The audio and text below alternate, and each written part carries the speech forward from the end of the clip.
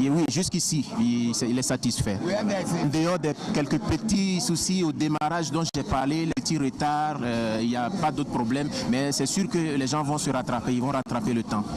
Pour ce qui est de la tablette biométrique, l'innovation lors de ce scrutin, la mission se veut rassurante. Nous pensons que si c'est un système qui peut encore sécuriser et crédibiliser le processus, c'est une bonne chose. Nous avons observé la manière dont ça fonctionne. Nous avons vu que dans quelques bureaux de vote, il y a eu des difficultés techniques qui ont allongé le délai. Mais cela n'a pas empêché les électeurs de voter. Nous pensons que c'est une bonne chose. La mission d'observation de la CEDEAO sillonnera d'autres bureaux de vote jusqu'à la fermeture ce soir à 17 h. Elle est forte de 120 membres déployés dans tout le pays, à court terme d'expertises différentes et variées en provenance de tous les États membres de la CEDEAO, à l'exception de la Côte d'Ivoire. La candidate indépendante Kwangwa Claire Jacqueline a voté dans la localité de Daloa et elle est suivie par notre reporter Léon Brou Kwame. Alors grâce à lui, nous avons son intervention, nous vous le disions à l'instant, on attendait cette intervention à 15 h, mais nous l'avons maintenant et nous allons écouter la candidate indépendante Claire Kwangwa. Je viens de faire un acte très important pour la Côte d'Ivoire, un acte civique pour moi personnellement aussi, pour dire que je suis très fière de voter.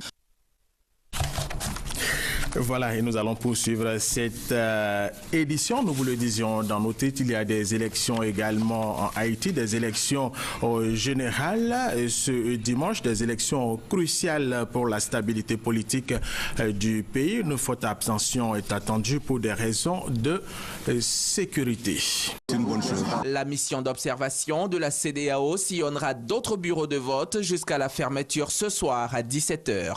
Elle est forte de 120 membres déployés dans tout le pays, à court terme d'expertises différentes et variées en provenance de tous les États membres de la CEDEAO, à l'exception de la Côte d'Ivoire. On attendait cette intervention à 15 h, mais nous l'avons maintenant et nous allons écouter la candidate indépendante Claire Kwangwa.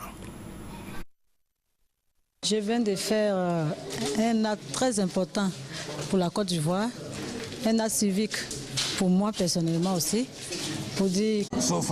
Et oui, jusqu'ici, il est satisfait. En dehors de quelques petits soucis au démarrage dont j'ai parlé, les petits retards, il n'y a pas d'autres problèmes, mais c'est sûr que les gens vont se rattraper, ils vont rattraper le temps. Pour ce qui est de la tablette biométrique, l'innovation lors de ce scrutin, la mission se veut rassurante. Nous pensons que si c'est un système qui peut encore sécuriser et crédibiliser le processus, c'est une bonne chose. Nous avons observé la manière dont ça fonctionne. Nous avons vu que dans quelques bureaux de vote, il y a eu des difficultés techniques qui ont allongé le délai. Mais cela n'a pas empêché les électeurs de voter. Nous pensons que c'est... La candidate indépendante Kwangwa Claire Jacqueline a voté dans la localité de Daloa et elle est suivie par notre reporter Léon Brou Kwame. Alors grâce à lui, nous avons son intervention, nous vous le disions à l'instant.